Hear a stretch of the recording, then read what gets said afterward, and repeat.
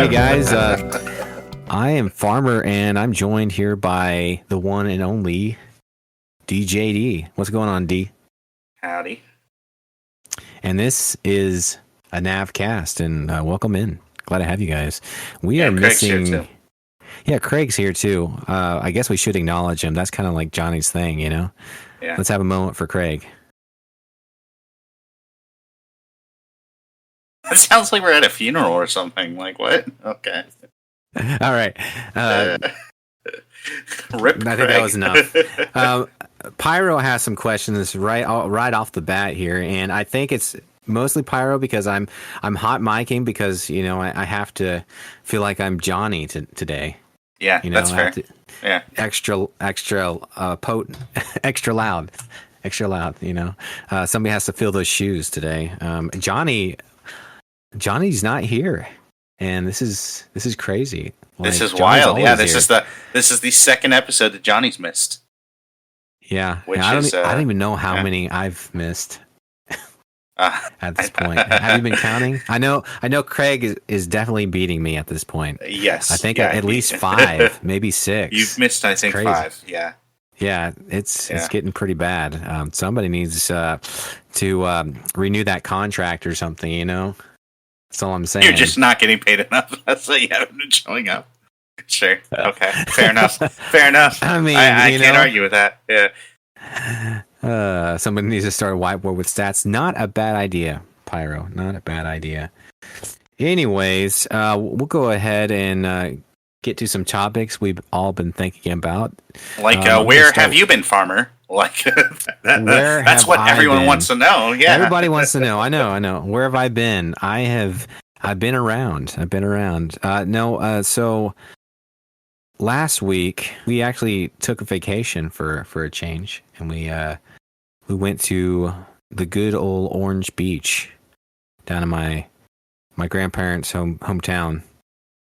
Down there, well, it's close to my grandparents' hometown. Off of they live in Fairhope in that area, and we go down to right there off the Gulf, and it's a good time to spend time with family, relax a little bit, and get to see a different view than normal.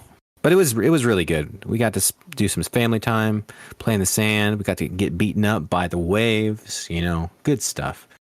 It's just good to kind of get out sometimes. So that's our yearly thing, and it just so happened that it coincided with that Saturday. It usually does.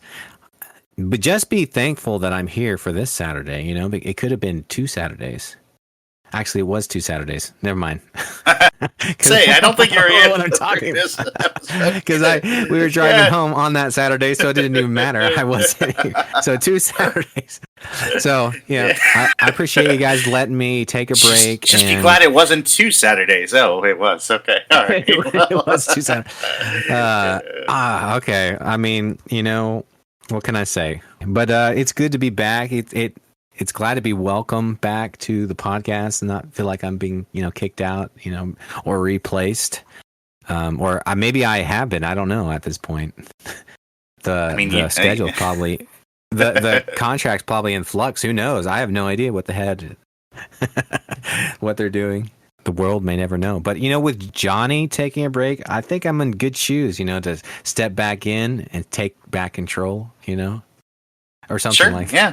Yeah, no, absolutely. Yeah. You chose the right time to come back for sure. So speaking of which, I've been so busy, I haven't had a chance. So maybe you can refresh me on some current podcast events, David. Well, so the PS5 Pro got announced, and $700 the week after we talked about it. My goodness, are you kidding me? That's a stretch, and that's for a digital version, So you have to buy a disk drive if you want that.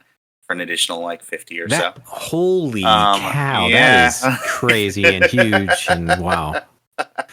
Did you not hear about that? Yeah, that's wild. Are there any Sony fans left? So we talked about that a bit last week and everything, and that was pretty crazy. Microsoft laid off another 650 people. That was sad.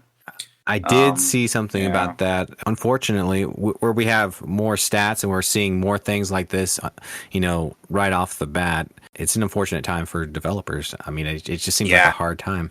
It's a really rough market, but a big part of that is because every company like hired up because they thought, hey, there's no way this could fail. We'll continue making exponential amounts of money. And it's like, no, that's not the way the market works. It will rebalance itself. If it goes up a Mm-hmm. certain amount, it's not just going to continue skyrocketing. It will come back down at some point. It has to. Like, I mean, yeah. So, and no one planned for that.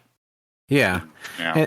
and there's even a basis of like, let's say Marvel for instance, they have a certain formula. Their formula works, but at some point, I feel like even myself, have not watched as many Marvel films as I used to. When they, it's not like they've really changed. I mean, they've changed some, but still, it's like at some point things change. Whether you adapt or not, that's one thing, but things will change, and you'll have different tastes at different times in your life. Things just flux. No matter, you'll be in different places in your life, and I think that's the same thing with the market. You're going to enjoy certain games at certain times, and then things are going to change. You're going to see something new that comes out. You want to try that out, and you might go back to it eventually, but things, you can't always captivate that audience the same way. They need a break sometimes, and then they'll come back. Something like that. At least that's how I feel. Sometimes even with Halo, I have to take a break every once in a while. Yeah, it's just like it's kind of a shame that that everything's so cyclical and yet no one like has any kind of like strategy for dealing with it. And that's kind of where we are though. I mean, there are some valid critiques of like the huge acquisition by Xbox of Activision because that's where those last 650 jobs were cut were from Activision. Of like, this really sucks that this particular acquisition led to these jobs being lost. And we don't know for sure that they would have happened otherwise. But ultimately, I mean, I don't know. Time will tell. It's a rough industry to be in with so much influx and everything constantly changing. There is so much that is changing, and a lot of it we don't even know what is going behind the scenes, which that makes it a little bit even more frustrating for me too. Like when I'm reading, I'm like, what is really going on? What are they doing? Like one, to address the situation, but also like what games are they developing? What are they? After the merger and everything, obviously there's going to be some changes and things like that, but what can they do to maintain some kind of assurance, to their employees, but also like come out with something that's fresh and new and for the players to play. And, some of the old backlog titles that, Activision or Blizzard or anything that has, I mean, there's still so many that they could pull from and use. And I just want to know what's going on, like Yeah. what IPs are they going to, I mean, they've got control of this. How are they going to use it now? And I mean, like, see hopefully, them use it good. Exactly, yeah. And I have a lot of hope for that. I do. Maybe it's hopium. Maybe it's like misplaced hope at this point. But like, time will tell, right? More than anything, because it's so early in that like we just have no idea really yet. My hope would be that essentially we'll see all these different like Activision studios go back to making like AA games, or like work on various IPs that Activision owns, as opposed to just being a Call of Duty like Overwatch, World of Warcraft machine. That said, last expansion of World of Warcraft is apparently like the best expansion they've had in a really long time. So I mean, like maybe I've some seen changes. A lot of people playing it. Yeah, yeah. Maybe some changes have already like been in progress that have actually helped with some quality issues, perhaps, or something. But I mean, like, yeah. Am I mistaken? But was Johnny playing that the other day? He does have it downloaded. I don't know if he's actually. I think I saw him play it. I'm like, wait, what? Yeah. I was just on my phone or something like that. The status on the side that they updated here in Discord now, that you can know what everybody's doing. It's the little spy panel. And at this point, like I feel like, especially since I'm kind of done with Destiny, except for like casual, like I mean, like I probably owe it a good shot too. I mean, at this point. Yeah. So yeah, we'll see. I mean, when a game's doing something right and developers doing something right, and I mean there is no reason I feel that you know, if they start captivating the audience and, you know, bringing it back, why can't we go back to the game that we liked 10 years ago, maybe even 20, you know? Right? If they're doing it right and they've got some really fresh ideas and yeah. Well, and say what you want about WoW, but they're constantly innovating. They're constantly like, you know, kind of refreshing even like the stuff that was, right? And remastering it and such and like, you know, changing gameplay mechanics and taking a few risks there and everything. Like responding to fan feedback and all that. Like, I mean, it's the longest living MMO for a reason in terms of that. The longest living mainstream MMO at least, you know? And I will say there's something to say about their longevity for sure, but also like being a fan and playing in a universe that you love and being able to continue play, that's something huge. I do love that aspect. You know, say what you will about open world games or games for service. If they, you know, there is that certain element that you can come back to that universe, and there's a lot of content, you know, that you can delve into that universe. And so you may not always be able to like play every day if you get burnt out. I get that, granted. But it is really cool to be able to jump into a universe of something that you really enjoy and there just be like so much of it, you know? You can just jump in and there's always maybe something new, you know, to just be able to expand on the universe that you really love. I think that should be the point of live service when it comes down to it, is that it's something that you can come back to and everything. But like again, Exactly. like we've talked about a billion times, like trying to force it on every game is probably a mistake. And especially when it takes definitely like priority over story or whatever, you know. I mean, like yeah, narrative needs to be more important in live service. You know, I think just a little bit more because I mean, when it comes down to it, if you're building this world and it's a live service, I want to know more about it. I want to understand the story, and story-driven games are huge. You know, if you do it right. And that, I mean, that's kind of what I want for Halo when it comes down to it. I mean, they've kind of like they've experimented with some of it. Sometimes it works, sometimes it doesn't. You know, Halo Infinite, say what you will. I mean, I really enjoy the campaign, but there's still things they could have fleshed out. We always come back to this. I get this. You know, it's just Halo's something near and dear to me, but I still want more. And we've talked about this play on the podcast, so we won't go back on it, but still, that's what I want for any game. Anybody who is a fan of something, just to be able to jump in that game and be able to get the most out of it, and be able to actually maybe even reference like things you wouldn't know like prior to playing maybe some of the other like single player games, but like really delving into the universe just so you like almost like a book, you know, like that level of detail, which granted, you know, can't quite do as well as a book, but that's what books are for, you know, to kind of flesh out the rest of it, right? Yeah, there's plenty of room for lots of reading, and there's actually several Halo novels that I haven't read that I really need to get back into. There's some really good titles out there, and not just Halo. I don't know if you guys pay attention. I'm sure you do, David, but there's really for games. They really do. There's a lot of IPs out there that are fleshing out a lot of good novels for their games, you know, to expand on the universe that you don't get to see in the game, but like they have these really cool expanded universes in novels, which are great. Like I think what Mass Effect does it, Gears does it. I feel like I could go two ways on that, and it's really when it comes down to it, I'm going to self-analyze right now, and I guarantee it's because of how Star Wars handled all their legend stuff that I'm probably like so reticent to get into game lore in books and stuff, because they never really took legend seriously, even when it was a thing, right? Like they had the chronicler who would make sure that like no obvious like, you know, breaks of canon would happen, but other than that, like I mean, like it was never acknowledged as like part of the official canon, you know. True. And like, I mean, with books, the problem that I usually have is like that essentially those books, it feels like developers don't have the time, which I think is valid, to like necessarily care too much about the books when they're developing the next game, right? True. It makes sense. So I mean, like occasionally you end up with like Halo Reach, which completely and totally contradicts everything that happened in the Halo Reach book, The Fall of Reach by Nyland, and it's like, well, I mean, yeah. I mean, he wrote it first, and then they said, you know what? That's not how we want it. Yeah.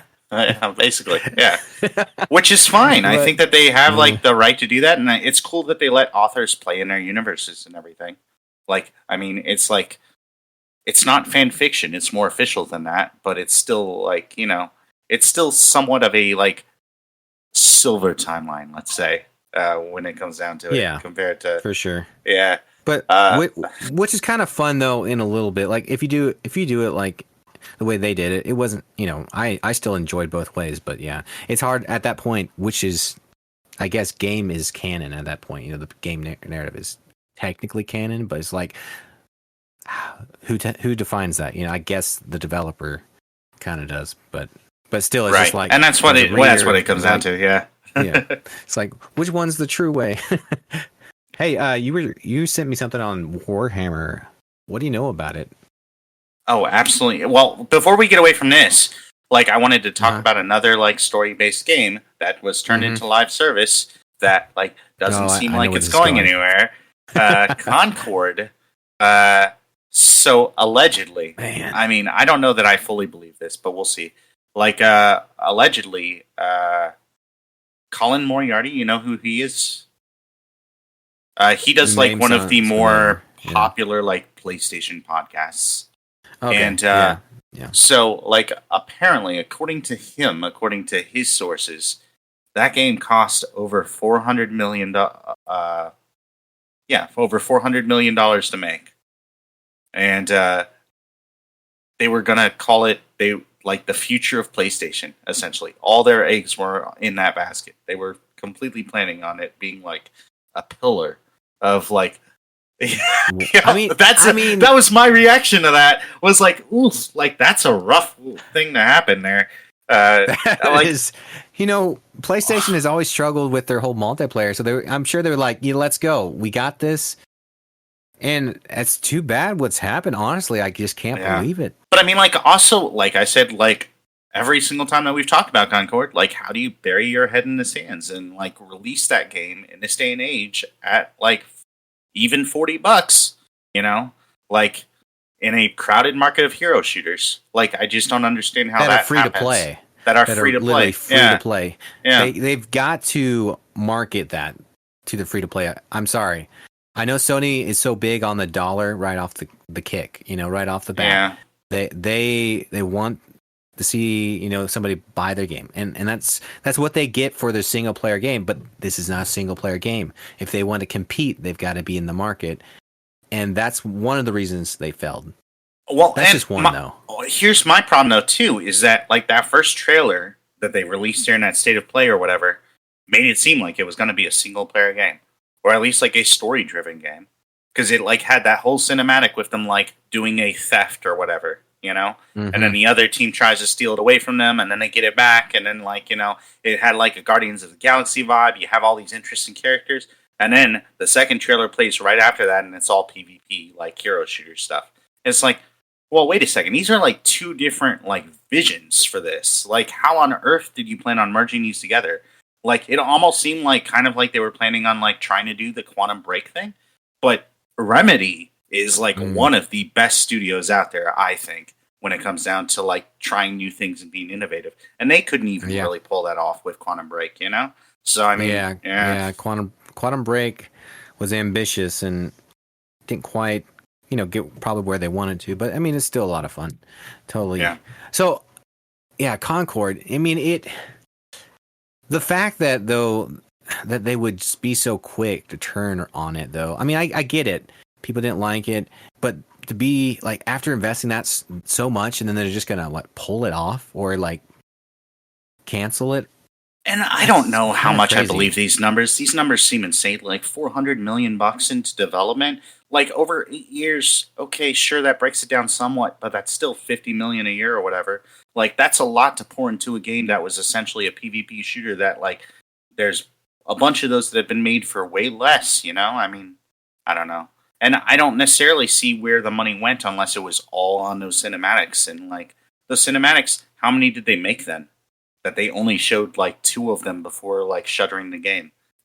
I don't know, but Which is still like, okay, would you not let your game pan out? Like, well, you're gonna kill and it right off that's the what bat? yeah. Like one of the weeks you were gone, we actually talked about this a little bit, and I'm like, man, like Microsoft with Sea of Thieves, with Grounded, with Fallout 76, they're just letting their games cook for a bit.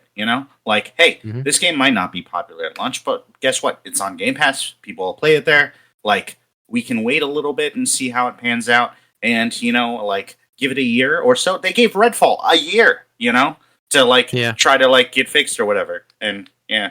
Hmm. I like Microsoft's been overly generous. I feel like in terms of that, and I'm really happy they have They been have because a been, bunch of those and games have like actually like gotten better. Like oh a yeah, lot. like Sea of Thieves is in a crazy different place than it was when we first played it in like alpha and beta. Man. Like, Yeah, yeah, it's changed so much. I mean, granted, there's always still some issues with any live service or multiplayer game, with multiple players and with different patches.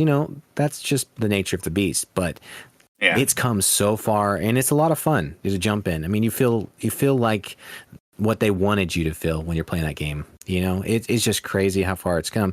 And same thing with like what Fallout 76. Yeah. Like that Which game, completely different, like almost a completely different game. Yeah, Yeah, totally different than what they originally envisioned. But they were, they listened to the fans, they listened to feedback.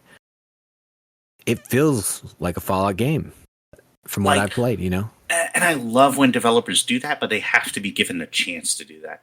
Like I mean, Mhm. like Destiny 1 was rough when it started because they had that second screen stuff and like open-ended missions and like like you kind of had to find your own way around and stuff, and like I thought that was really cool, except for none of that being available in the actual game in terms of the lore and like the story and stuff.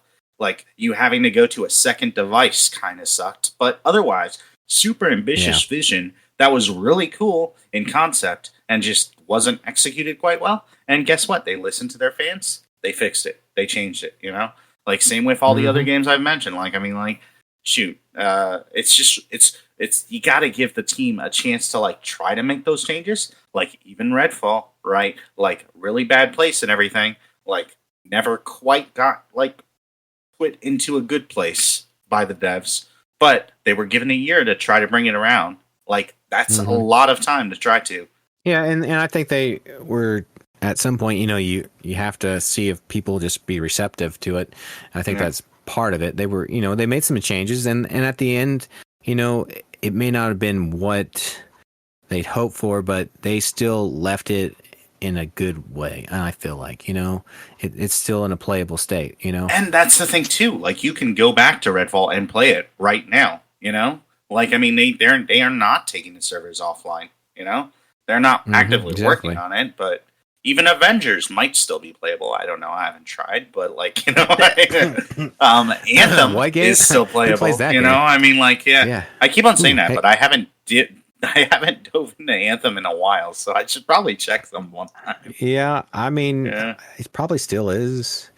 probably Technically, still. I mean, Yeah. they've got one dusty server in the back, and That's the thing, yeah. as Like, I mean, long like, as it's we're still talking about cooking. these giant companies. That's the thing that always gets me about this. Like, with live service, like, how much does that extra space on, like, a server cost you if you already have the servers? Like, I Hmm. get, like, being an indie dev and being like, oh, I can't support, like, this game that has almost no audience anymore. I get that, Servers can be pretty expensive for an indie studio. But, like, when you're a giant studio, like, Sony or Microsoft or Amazon Games or whoever. Yeah, when I mean, like when you own a EA, server closet, the right? whole Yeah, room and everything, you know. It's just like, well, it's just a little bit of storage there, right? At that point, right? That would be my assumption, but like, I mean, shoot, I'm not on that side of tech, so I don't know. I don't But I know. mean, like, It wouldn't. Yeah, I mean, when you have that many, it wouldn't be that much. It's more of like, oh, we just don't want to mess with it. I think that's what it is sometimes. It's just like, you know what? Just cut it you off. can always just like say like, hey, guess what? We're not going to touch it anymore. You know, we're just going to leave it. You know, like the team for Redfall did, like the team for Anthem for Avengers did. Like, hey, we're not even going to do maintenance. Is what the team for Avengers said. You know, like we're just we've supported this game for a while. Nobody's really playing it. It didn't take off. We're just gonna stop touching it entirely. If it goes down, it goes down. But like, you know, we're not gonna like turn it off. You know? Yeah. Well, I respect that, and I also feel like games, you know, like that, at least do what Redfall did. You know, I would appreciate, you know, just being able to go back and be able to experience those games in single player if the servers are turned off. You know. And at least make it to where you could play it, you know?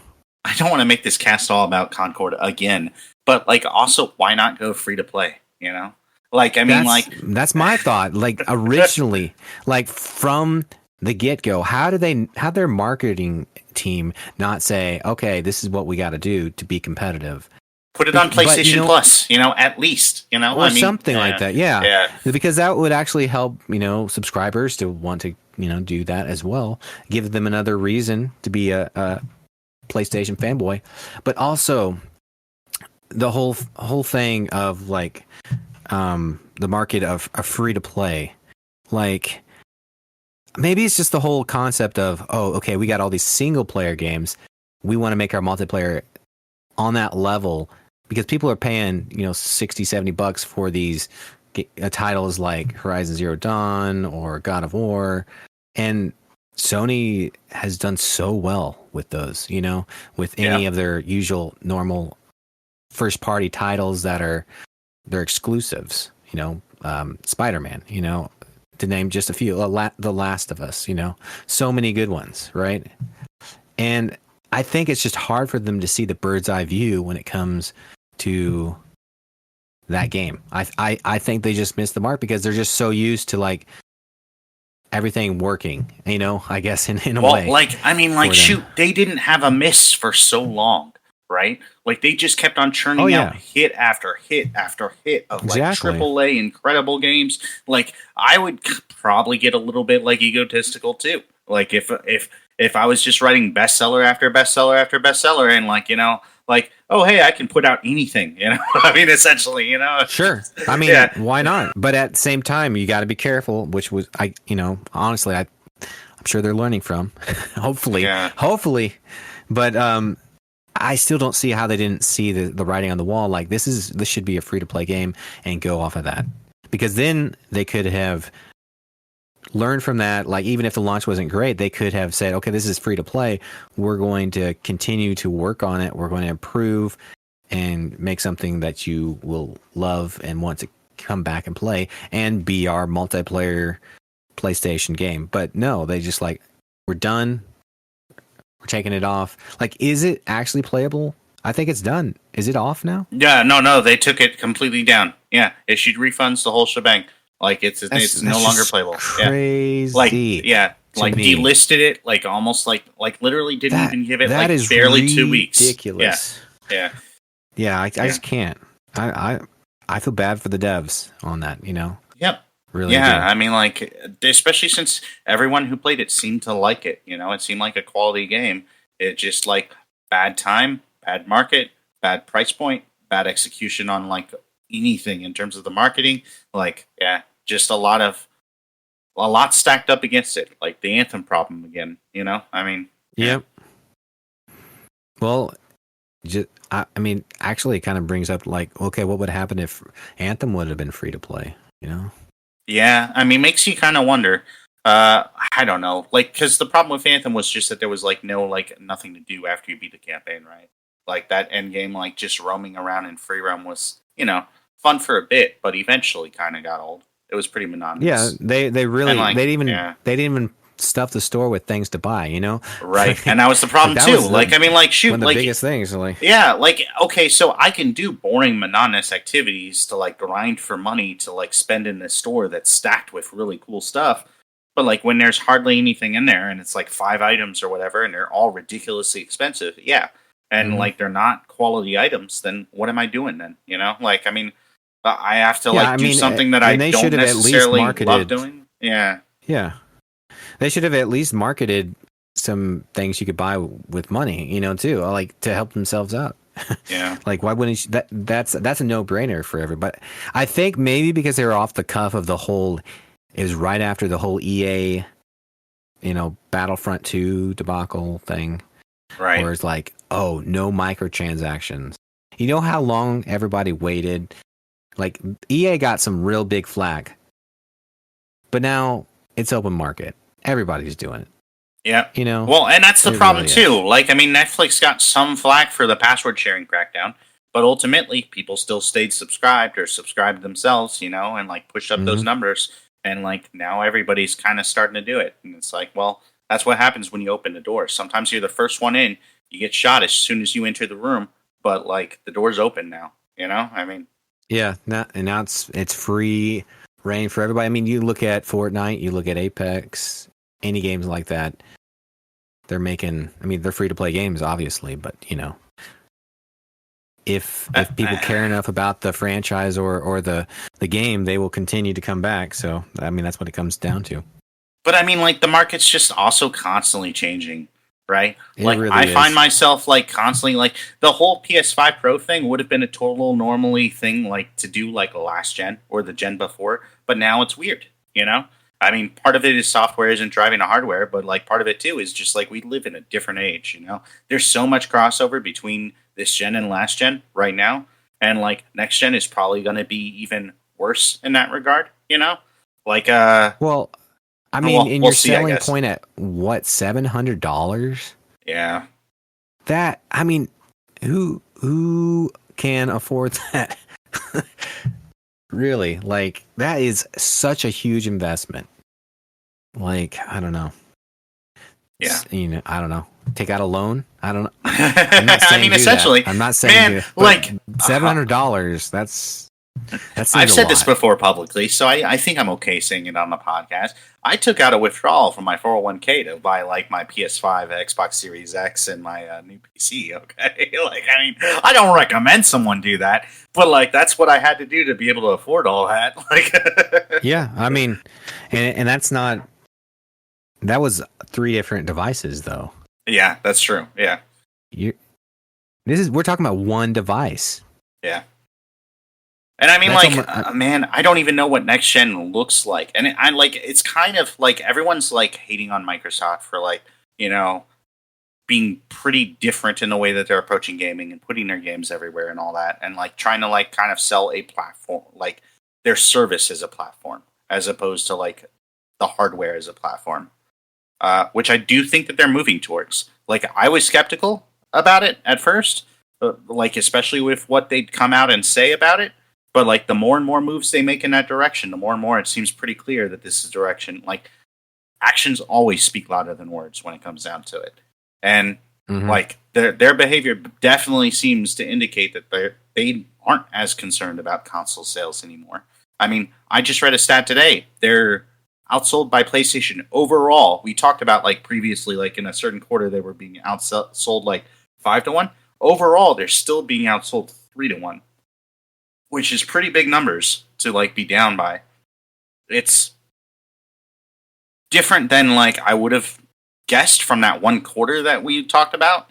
But, I mean, like, you know, it's still pretty far behind PlayStation. I want to know, especially when you have 2 different consoles, you know? And one's at a way lower price point, you know? Like, I mean, you would have thought that What's the might have stats helped for North them. America, though? That's a good question. I would like to know that. You know... Yeah. It's unfair to calculate certain regions just because, you know, obvious region.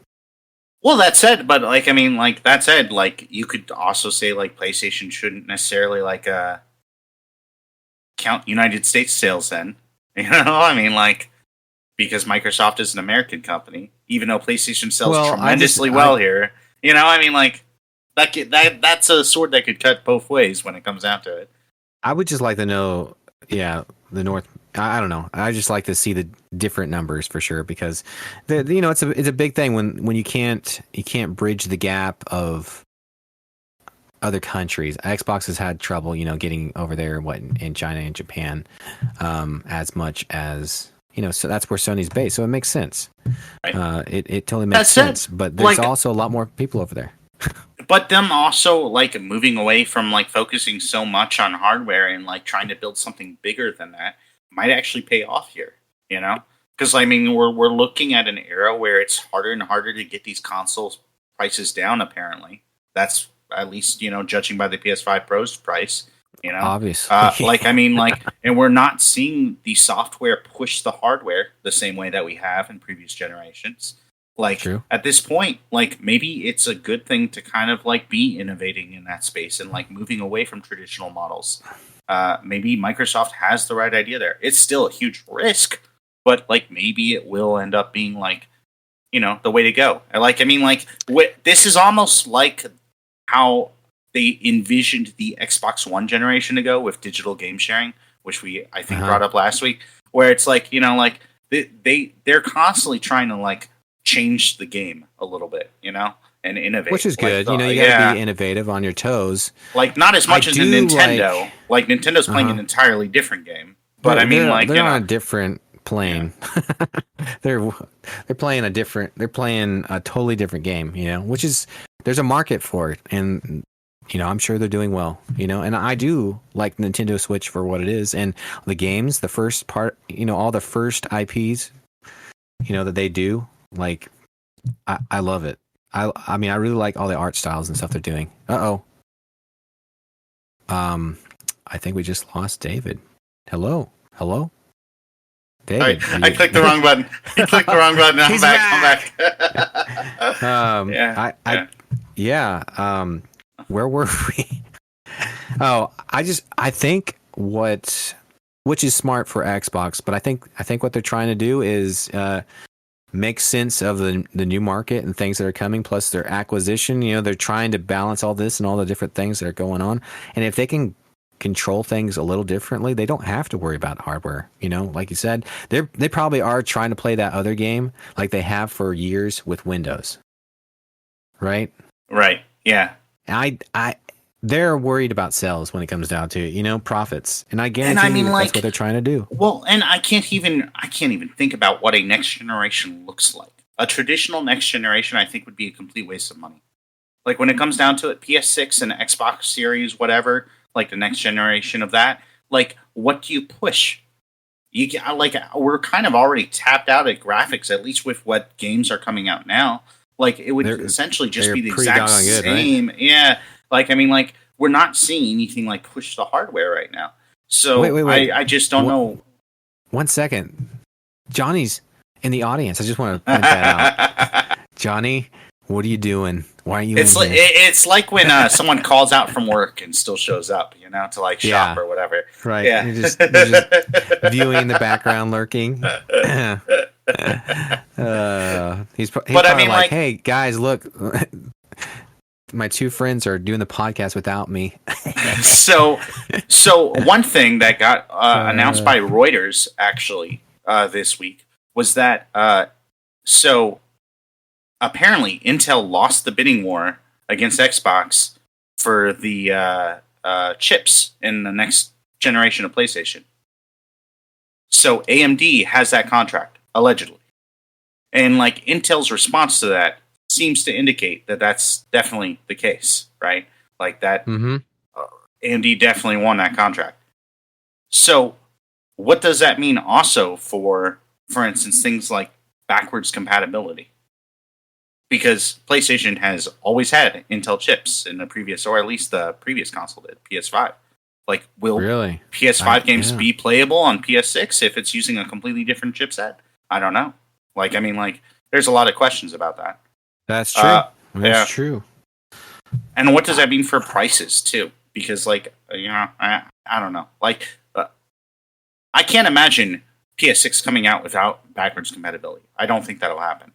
But I think there's been a lot of rumors. I think that they're trying to push that a little bit more, kind of like again, if it wasn't for Microsoft, bridging the gap or making 100%. A way. Yep. And so I think we'll see more of that. And I mean, I would love to see that. I'm more of an Xbox fanboy, as most people know, but I definitely want to see some of those PlayStation titles from old come back. Be able to play, and for sure. Man, as much as I hate on PlayStation Plus compared to Xbox Game Pass, PlayStation Plus does have more games, and a big, huge reason of that is backwards compatibility from the previous 4 generations. And granted, they can't get all the PS3 games working because of certain technical limitations, but their library of backwards compatibility, I would say, is actually probably bigger than Xbox's. I don't know about better, but I mean that would probably be a more subjective question. Yeah, they've definitely worked way harder than they've started doing that, and again, and they wouldn't have without Xbox, Exactly. I mean, it kind of falls on Xbox to kind of push the industry to that way. And again, everybody's PlayStation, they're so great. Xbox, I don't know. I don't feel that way at all. But whatever they're doing for Xbox as a whole, they usually have pretty good ideas, for the most part. There are some things I do question, and there's some things they've had to learn the hard way. But I think we're in a good spot, at least for now, And I'm excited to see the future of Xbox, see what they end up doing. I'm not so worried about the hardware anymore. I think so many people are, but I really am not, I guess. Well, and again, I don't, the Series X isn't getting pushed at all to its limits, really. Besides maybe some people, including me, I guess, experiencing some slight overheating issues or whatever.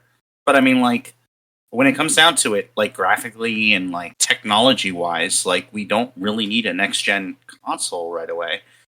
So why not innovate? Do things like the Xbox handheld, or maybe Xbox VR someday, wireless VR. That'd be cool. Why not? I mean that's what you were saying earlier about we don't really need to push. I mean, there is probably a little bit, but still, we're at the level where we're not pushing all our hardware. I mean, that is the next level because games are getting fairly realistic. Let's be honest, they're getting really realistic, and I mean, there's always more to push, obviously, to getting to the next level. I get that, but VR kind of is in some ways more the next level, right? I mean, in a general, you're not wrong there. Aspect, I wonder though, it's so hard to tell though too where the limits of technology are specifically with graphical fidelity and how real it looks, because I would have said some of the games on my N64 were oh my gosh, it looks so lifelike, And I mean, it's true when it first came out, exactly. Now it's wow, okay. So I don't necessarily I guess when we can see actual things being nailed across the board, water, fire. Fire is extremely hard to do, right? Or hair physics. Which, have you seen anything about Veilguard with its hair physics? I can't say that. Oh my gosh, that is the most next gen thing I think I've ever seen. Where Dragon Age Veilguard, the hair actually seems to flow and push over the shoulders and look like real hair being moved by the breeze or whatever, or by the motion of the head. It's and it's such a weird little thing that no one's been able to do. And so but that's the next level. It's doing those things that seem real because they're real. You don't pay attention to them because they look real. Right. It's doing it, the finer details in the background so well that it seems lifelike. Right. And that's what you expect on a day-to-day basis is you don't, you go outside and you just expect it to be exactly the way it is. You don't sometimes with photography and things like that, but still you just expect it to be what it is because it's real, Well, and I mean, you and I both love Outlaws to death, right? But Outlaws doesn't have best graphics in some areas. You know, like the grass, Yeah, there's it definitely waves a some little bit, points. but it's not like, you know, like super realistic or whatever. You know, it's not like Ghost of Tsushima or something. I mean, like, yeah, Yeah, and I expect that a little bit more with open world games, you know, and yeah. you know, a little bit more Well, and that's my thing generating. too. Yeah, Yeah, yeah. Is like with how big that game is and how massive each area is that gets loaded in. I wouldn't necessarily expect it to look that way. But also, I mean, like, maybe we'll get to the point where it does. Maybe that's where the focus will be. But that also seems like such a weird thing to, like, place so much focus on. Like, really? yeah. That's what we're gonna Well, like? I mean, people, like ray tracing was also kind of a weird thing to place so much focus on. You know, yeah, people like, want to focus on the things that sometimes aren't the best that the game brings to the table. They just want to say, you know, and they want to, you know, die on that hill. Like, oh, this game's just terrible because it doesn't do this.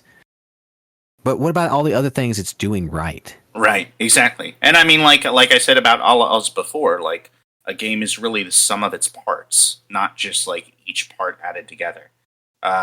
Which sound like they're the same thing, but when it comes down to it, greater than the sum of its parts is what I mean to say.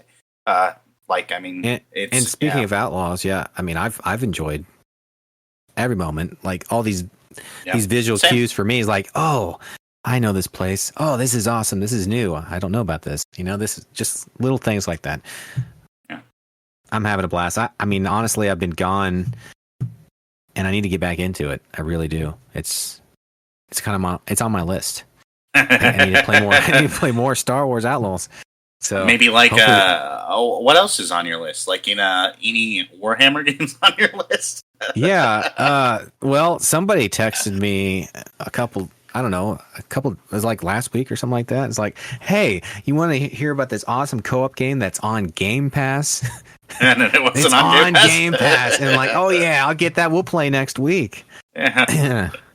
Oh, a couple days later, not on Game Pass. No, I was wrong about that. Oh man! But also, That like was the too previous, bad. I think the previous 2 or 3 Warhammer games have been on Game Pass. So, like, I mean, I guess Yeah, I just kind that of makes sense. A little assumption there, but Yeah. I literally looked at that and was my heart sunk. I was like, oh man. Yeah. I'm at, you know, I'm in this place right now where I probably, you know, should wait. You know, unfortunately, it's just how things go, ebbs and flows, you know, with finances. But hopefully soon I can get that game and we can play it for sure. Yeah. Do you have it yet? Like Space Marine 2 looks pretty cool. And like it's gotten a lot of cool reviews. And I think it's the first Saber Interactive game to come out since they split from oh gosh, what's the name of that studio? Embracer Oh man, Group? I was reading about it today. Embracer Group. Yeah. Embracer. So, yeah. Formerly THQ Nordic back in the day. Okay. But, yeah. Yeah, it's same I know studio. those guys. Then. Yeah. Yeah, crazy. And now I think it's actually called something else. Shoot, what is Embracer's new? Because they split into like 3 Saber. different. Yeah. Oh, is it? Oh, no. Yes. Saber separated. They left. Saber separated. They left. Yeah. Did you hear? So real quick, when you're talking about Saber, I read about that today. That there still is hope. Yes, what I Star did see something Wars about that. Yeah. Old Republic remake. So after Saber left, Embracer Group reorganized into 3 different groups: Asmodi Group, Coffee Stain and Friends, and Middle Earth Enterprises and Friends.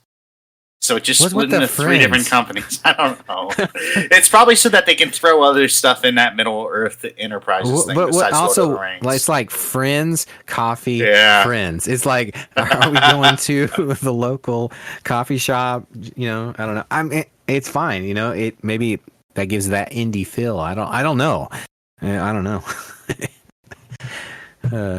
But I mean, like that. I think they were just getting so much backlash as Embracer Group that they decided to like reorganize. I'm sure part of it has to do with like they were also supposed to get that like $2 billion partnership deal or whatever, and they didn't.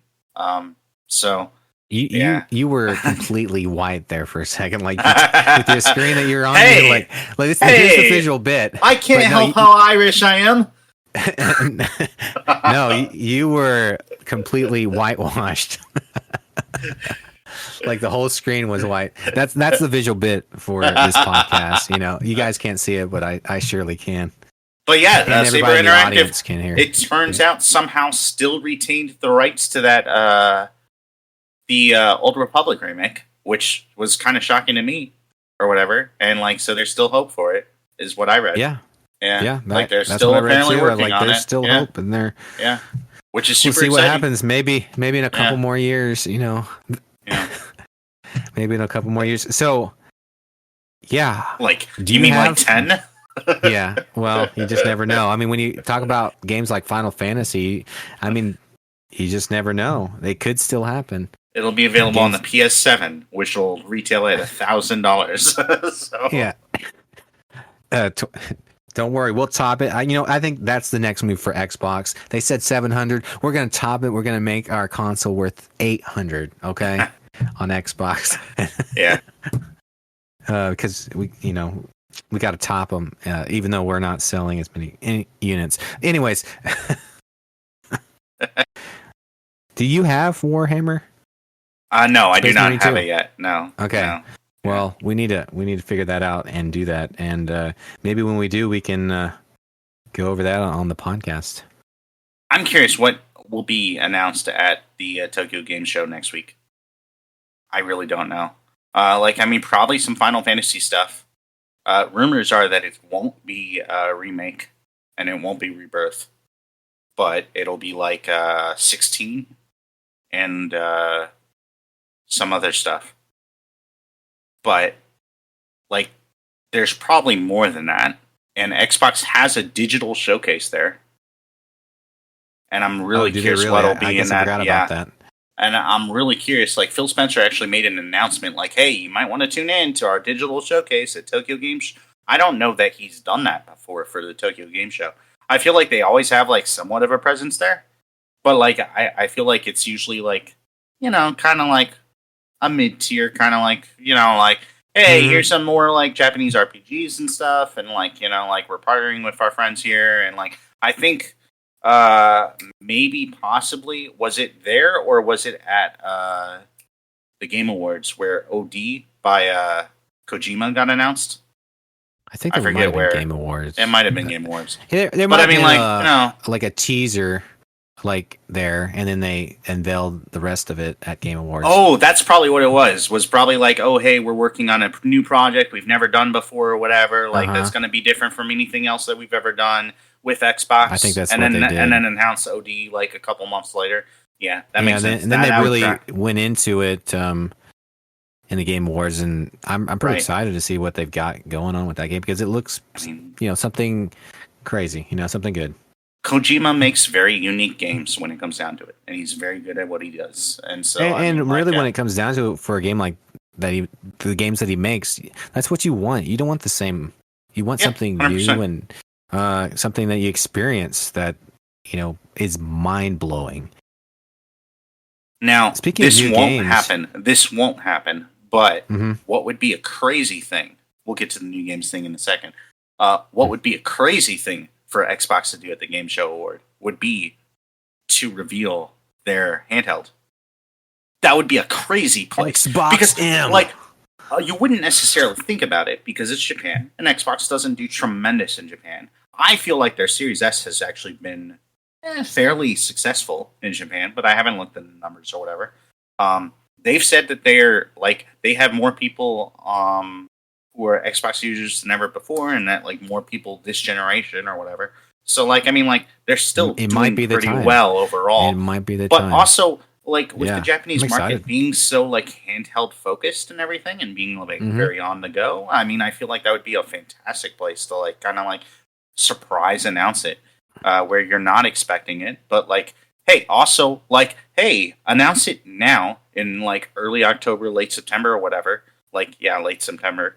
And then it's ready for holiday purchase, That would be awesome. Yeah, I would love to see that. That would be fantastic.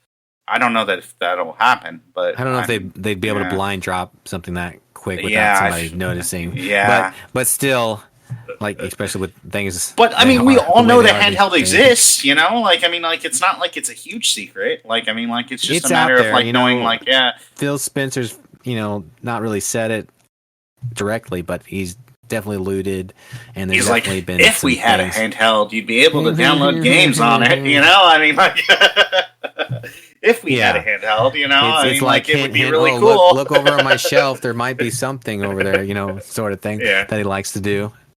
Oh, did you see that picture?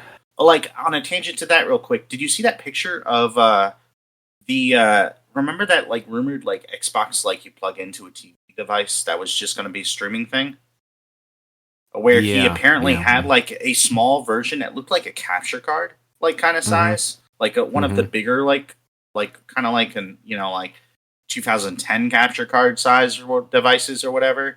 That like it like apparently he had that on his shelf or whatever, and like they just couldn't get the price down low enough to like really justify releasing it. I appreciate that, honestly. I appreciate them like going, you know what? We did develop this thing, but we can't get the price down enough. We're just not going to do it. Like, I appreciate them like doing that, honestly. At least being, you know, open and letting people, like, when you let some people see something, you kind of need to, if you decide not to do it, kind of, you know, follow up. And I do appreciate that. But it's kind of cool to see that they have that kind of stuff. You know, I really enjoy like the little hidden Easter eggs when they do like those interviews. You always like looking and, you know, oh, what's coming out next? What are they hiding in the background? You know, there's always something, some kind of twist. Hey, have you tried Quidditch Champions? I know that's one of the newer games that's come out. Oh, that's actually on PlayStation Plus right now as the monthly game that you can download. That's right. So if you own PlayStation Plus, definitely go over there and download it, grab it before it's gone. Yeah, I did like the tutorial or whatever, and it seems pretty cool. I just haven't had a lot of time. I've enjoyed it. I have it on Xbox though, you know. So I guess you only have it on PlayStation. Is it crossplay? I don't know. Feel like it is. We could try it, and we could let people know next week if it is or not. Like Baldur's Gate 3. Right. Speaking of which, you know, yes, it is crossplay. Actually, Quidditch Champions is crossplay. Sweet. Yeah. There you go.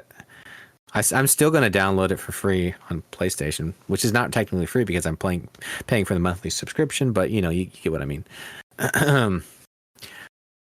When are we doing our playthrough on Fridays, you know? I think Johnny was hoping to do the next one on this upcoming Friday.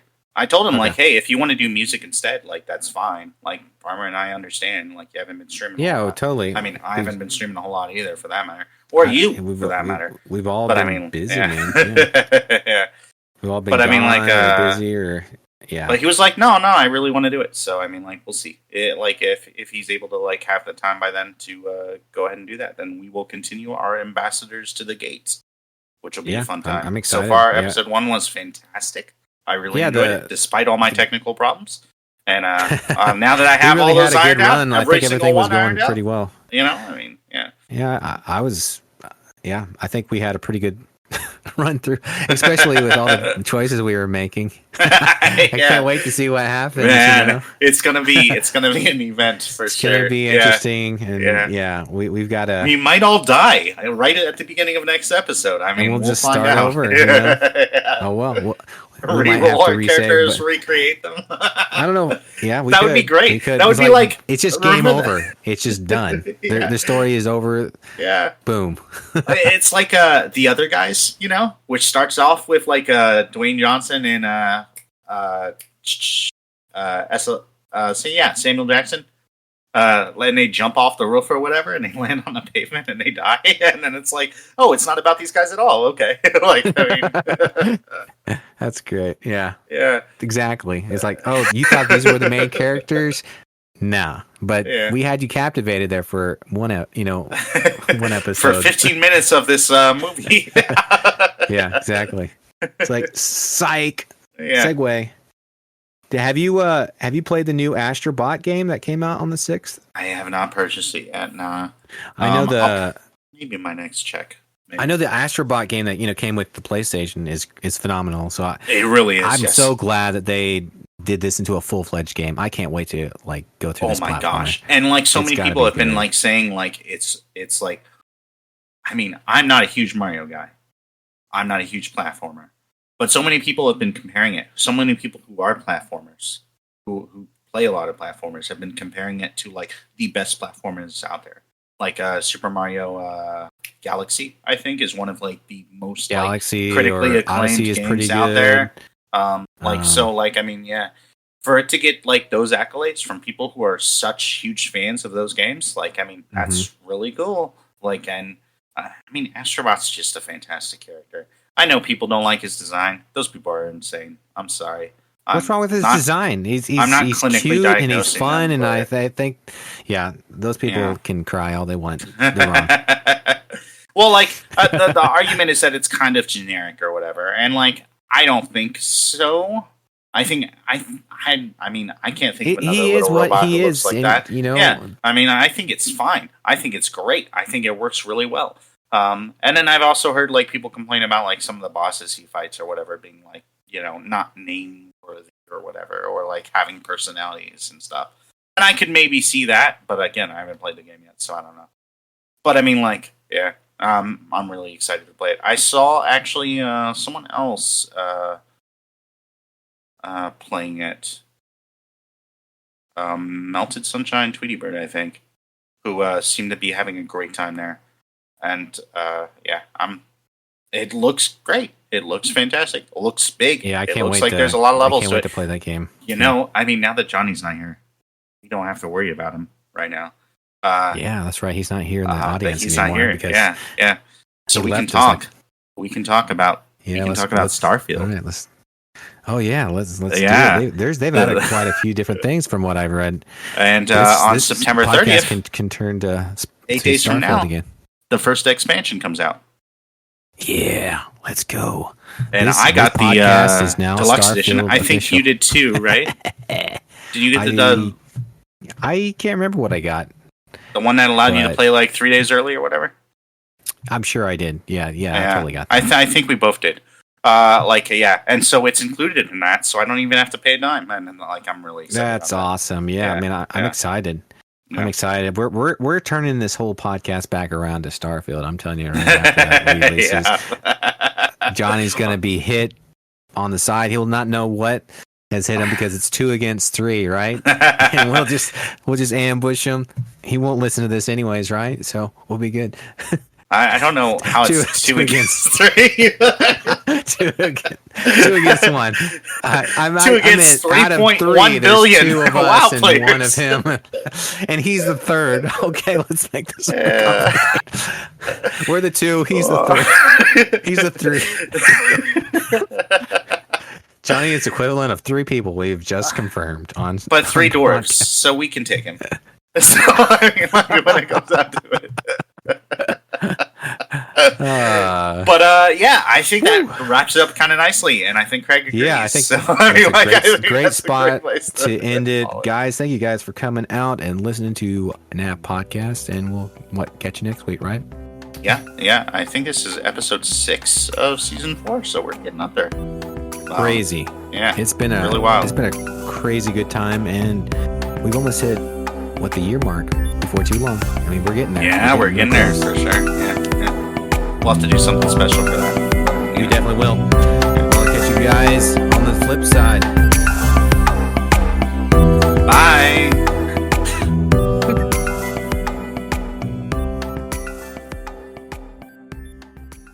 Get out of here, Craig.